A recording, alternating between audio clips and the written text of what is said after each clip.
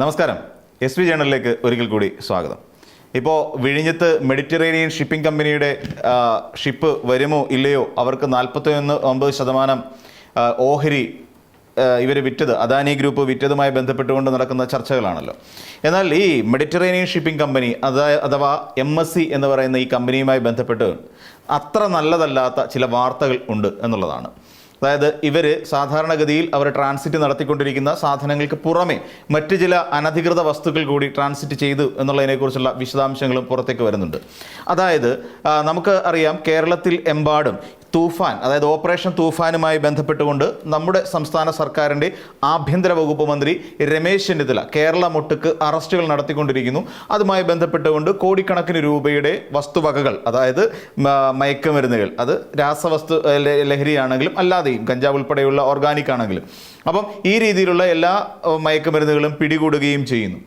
നമുക്ക് അതിനെ ഒരു വിരോധാഭാസം പറഞ്ഞാൽ ഇതിൻ്റെ ഏറ്റവും വലിയ കേന്ദ്രമായ പെരുമ്പാവൂർ പോലെയുള്ളിടത്ത് ഇപ്പോഴും അത് ലഭ്യമാണെന്നും ഈ തരത്തിലുള്ള വിപണന സാധ്യതകൾ അവിടെ ധാരാളമായി ഉണ്ട് എന്നുള്ള കാര്യവും നമുക്ക് എല്ലാവർക്കും ഏറെക്കുറെ ഈ കഴിഞ്ഞ ദിവസങ്ങളിലൊക്കെ സാമൂഹ്യ മാധ്യമങ്ങളിലൂടെയൊക്കെ നമ്മൾ മനസ്സിലാക്കിയ കാര്യമാണ്. അതവിടെ നിൽക്കട്ടെ.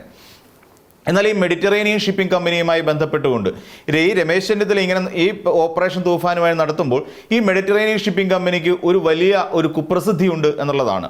അത് ഇന്നോ ഇന്നലെ തുടങ്ങിയതൊന്നുമല്ല. ഏകദേശം 10 വർഷത്തിന് മുകളിലായി ഈ പറയുന്ന ഒരു പേര് ദോഷം ഈ മെഡിറ്ററേനിയൻ ഷിപ്പിംഗ് കമ്പനിക്കുണ്ട്. അവർ കോടിക്കണക്കിന് രൂപയുടെ, അത് ചെറുതൊന്നുമല്ല, കോടിക്കണക്കിന് രൂപയുടെ, ആയിരക്കണക്കിന് കോടി രൂപയുടെ മയക്കുമരുന്ന് കടത്തി എന്നുള്ളതാണ് ഇതുമായി ബന്ധപ്പെട്ട് നമുക്ക് അറിയാൻ കഴിയുന്ന ഒരു കാര്യം. അതായത് ഇവരുടെ കപ്പലുകളിലൂടെ നമുക്കറിയാം, ഏറ്റവും അധികം, എനിക്ക് തോന്നുന്നു ലോകത്ത് ഏറ്റവും അധികം കപ്പൽ ശൃംഖലയുള്ളത് ഒരു പക്ഷേ ഇവർക്ക് തന്നെ കപ്പലുകൾ. ഏകദേശം 1000-ഓളം വരുന്ന, അല്ലെങ്കിൽ 1000-ലധികം കപ്പലുകളാണ് ഇവർക്ക് ഈ പറയുന്ന ലോകമെമ്പാടും ചുറ്റി സഞ്ചരിച്ചുകൊണ്ടിരിക്കുന്നത്.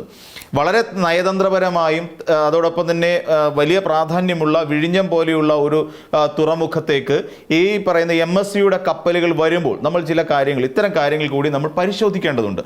എന്തുകൊണ്ടാണ് എന്ന് ചോദിച്ചാൽ, നമ്മുടെ കേരളത്തിലേക്ക് ഒരു പക്ഷേ സമൃദ്ധമായി ഇനിയും ഈ രാസലഹരി കിട്ടുന്ന ഒരു അവസ്ഥയിലേക്ക് വരുമോ എന്ന് നമ്മൾ സംശയിക്കേണ്ടിയിരിക്കുന്നു.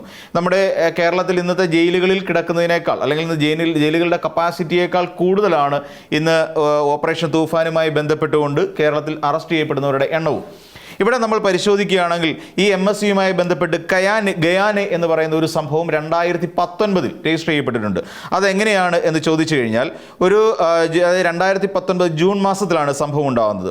അപ്പം ഈ കപ്പലിൽ, അതായത് ഗയാനെ എന്ന് പറയുന്ന ഇവരുടെ കണ്ടെയ്നർ ഷിപ്പ് ട്രാൻസിറ്റ് ചെയ്യുന്ന ഷിപ്പിൽ നിന്നും ഏകദേശം 1 ബില്യൺ, അതായത് 1000 കോടിയിലധികം രൂപ, അല്ലെങ്കിൽ $1 ബില്യൺ വിലമതിക്കുന്ന മയക്കുമരുന്ന് ശേഖരം ഈ പറയുന്ന US കസ്റ്റംസ് പിടികൂടി എന്നുള്ളതാണ് 2019 ഏറ്റവും വലിയ ഒരു സംഭവമായി നമ്മൾ കാണേണ്ടത്. അപ്പോൾ എന്നാൽ ഇത് ഇവിടെയൊന്നും അവസാനിക്കുന്നില്ല എന്നുള്ളതാണ്. ഇവരുമായി ബന്ധപ്പെട്ടുകൊണ്ട് നമ്മൾ പരിശോധിച്ച് കഴിഞ്ഞാൽ 2019 പുറമെ 2016 ഈ സംഭവം നടന്നിട്ടുണ്ട്.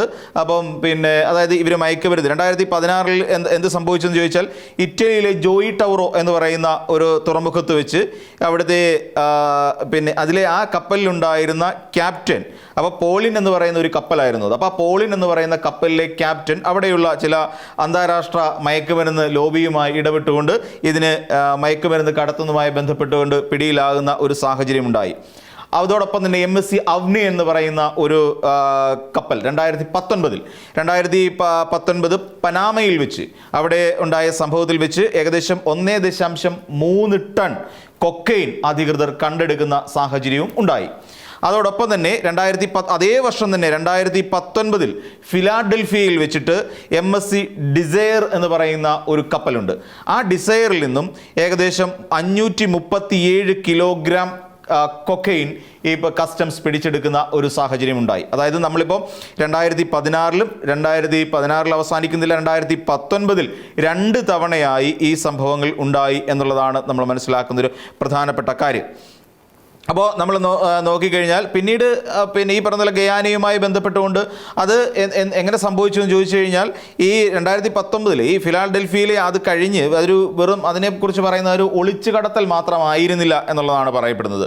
അതായത് ഈ പറയുന്ന ഈ അന്താരാഷ്ട്ര തലത്തിൽ ഈ മയക്കുമരുന്നിൻ്റെ എന്താ പറയുക കാട്ട്ലർ എന്നൊക്കെ പറയുന്നില്ല, ഇതിൻ്റെ വിപണനക്കാരും ഇതിൻ്റെ ഒരു വിതരണക്കാരും എന്നൊക്കെ പറയുന്ന ആൾക്കാരുണ്ടല്ലോ. അപ്പോൾ ഇവർ ഈ കപ്പലിലെ ജീവനക്കാരായിട്ടുള്ള ആൾക്കാരുമായി കൂടിച്ചേർന്നുകൊണ്ട് നടത്തിയ ഒരു പരിശ്രമത്തിൻ്റെ ഭാഗമായിരുന്നു ഉണ്ടായിരുന്നത്.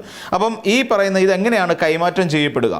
ഇപ്പോൾ പെറു, കൊളംബിയ എന്നീ രാജ്യങ്ങളിൽ നിന്നും യാത്ര തിരിച്ചെത്തുന്ന ഈ കപ്പലുകൾ നടുക്കടലിൽ വെച്ച് അതോടൊപ്പം തന്നെ ചെറിയ ബോട്ടുകൾ, സ്പീഡ് ബോട്ടുകൾ വരും. അപ്പോൾ ഈ സ്പീഡ് ബോട്ടുകളുമായി ചേർന്ന് നിന്നുകൊണ്ട് അതിലേക്കാണ് ഈ പറയുന്ന ഇത് കടത്തുക എന്നുള്ളത്.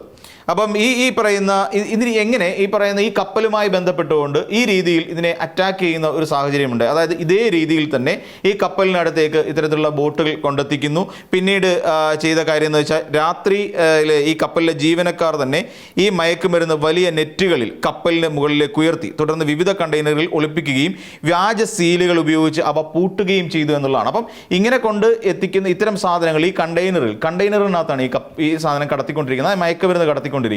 അപ്പോൾ ഇവർ വലിയ രീതിയിൽ ഇത് കാര്യമായി ഇത് സേഫാക്കി സീൽ ചെയ്ത് ഉപയോഗിക്കുന്ന ഒരു രീതിയും ഇവർക്ക് ഉണ്ട് എന്നുള്ളതാണ്.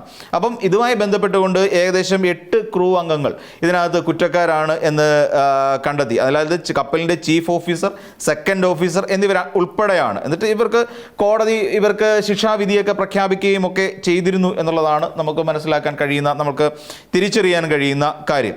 അപ്പോൾ ഇത് ശരിക്കും പറഞ്ഞാൽ കടൽ കൊള്ളക്കാരെ പോലും വെല്ലുന്ന ഒരു ആസൂത്രണം ഗയാനയുമായി ബന്ധപ്പെട്ടുകൊണ്ട് 2019 ഉണ്ടായി എന്നുള്ളതാണ് നമുക്ക് മനസ്സിലാക്കാൻ കഴിയുന്ന ഒരു കാര്യം. പിന്നീട് നമ്മൾ നോക്കിക്കഴിഞ്ഞാൽ ഈ രീതിയിൽ ഈ പറയുന്ന പോലെ ഇത് മാത്രമല്ല 2019 ന്യൂജേഴ്സി എന്ന് പറയുന്ന സ്ഥലത്ത് വെച്ച് ഈ കപ്പലിൽ നിന്ന്, അതായത് കാർലോട്ട എന്ന് പറയുന്നവരുടെ ഒരു കപ്പലുണ്ട്, ആ കപ്പൽ അതായത് MSCയുടെ കപ്പലിൽ നിന്ന് ഏകദേശം 1.6 ടൺ കൊക്കൈനും പെറുവിലെ പരിശോധനയിൽ 2.4 ടൺ കൊക്കൈനും പിടികൂടുന്ന ഒരു സാഹചര്യം ഉണ്ടായി എന്നുള്ളതാണ്. അപ്പം ഈ പറയുന്ന പോലെ ഒരു ശക്തമായ രീതിയിൽ മയക്കുമരുന്നിൻ്റെ ഒരു സംഭവവുമായി ബന്ധപ്പെട്ടുകൊണ്ട് മയക്കുമരുന്നിൻ്റെ കടത്തുമായി ബന്ധപ്പെട്ടുകൊണ്ട് ഇവരുടെ 10ഓളം വരുന്ന കപ്പലുകൾ, അതായത് കണ്ടെയ്നർ കപ്പലുകൾ ഇതിനകത്ത് ഉൾപ്പെട്ടിട്ടുണ്ട് എന്നുള്ളതാണ് നമുക്ക് മനസ്സിലാക്കാൻ സാധിക്കുന്നത്. എന്നാൽ അവിടെയും അവസാനിക്കുന്നില്ല. ഈ പറഞ്ഞ 2019 ഗയാനയിൽ അവസാനിക്കുന്ന ഒരു കാര്യമല്ല. പിന്നീട് നമ്മൾ നോക്കിക്കഴിഞ്ഞാൽ സീസൈഡ്, MSC സീസൈഡ് എന്ന് പറയുന്ന ഒരു കപ്പലിൽ നിന്ന് 2022 അപ്പോൾ അത് എങ്ങനെയാണ് ചോദിച്ചു കഴിഞ്ഞാൽ ബ്രസീലിൽ നിന്ന് സ്പെയിനിലേക്കുള്ള യാത്ര സ്പെയിനിൽ വെച്ച് ഏകദേശം 10 യാത്രക്കാരിൽ നിന്ന് 54 കിലോ കൊക്കൈനും തുടർന്ന് അവിടെ നിന്ന് ഫ്രാൻസിലെ മാസയിൽ വെച്ച് 2 യാത്രക്കാരിൽ നിന്ന് സ്യൂട്ട് കേസിൽ ഒളിപ്പിച്ച് കടത്തിയ 12 കിലോ കൊക്കൈനും പിടികൂടി എന്നുള്ളതും ഇവരുടെ ഈ കപ്പലിൻ്റെ, അതായത് സീസൈഡ് എന്ന് പറയുന്ന ഇവരുടെ കപ്പലിൻ്റെ സവിശേഷതയായി നമുക്ക് കാണാൻ സാധിക്കും.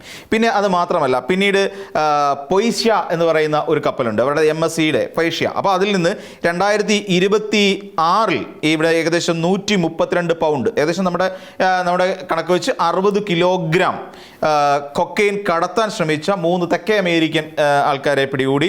പിന്നീട് 2025 ഇതുമായി ബന്ധപ്പെട്ട $3 മില്യൺ വില മതിക്കുന്ന കൊക്കൈൻ ഇവിടുന്ന് ഓസ്ട്രേലിയൻ അധികൃതർ പിടികൂടുകയും ചെയ്തു.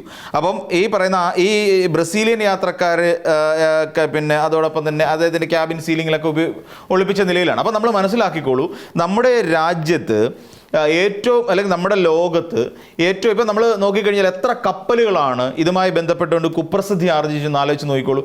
MSCയുടെ കപ്പലുകളാണ്, അതായത് മെഡിറ്ററേനിയൻ ഷിപ്പിംഗ് കമ്പനിയുടെ കപ്പലുകളാണ് ഈ രീതിയിൽ കൊക്കൈൻ കടത്തുന്നത്. ഇനിയിപ്പോൾ നമ്മളൊന്ന് ആലോചിച്ച് നോക്കിക്കോളൂ, ഇപ്പോൾ വിഴിഞ്ഞം പോർട്ട് എന്ന് പറയുന്നത് 49% ഓഹരി പങ്കാളിത്തത്തോടുകൂടി ഇവർ സ്വന്തമാക്കുകയാണ് എന്ന് കരുതുക. അതായത് സ്വന്തമാക്കി ഇപ്പോൾ തന്നെ അതിൻ്റെ നടപടിക്രമങ്ങളിലേക്കൊക്കെ പോയിക്കൊണ്ടിരിക്കുകയാണ്.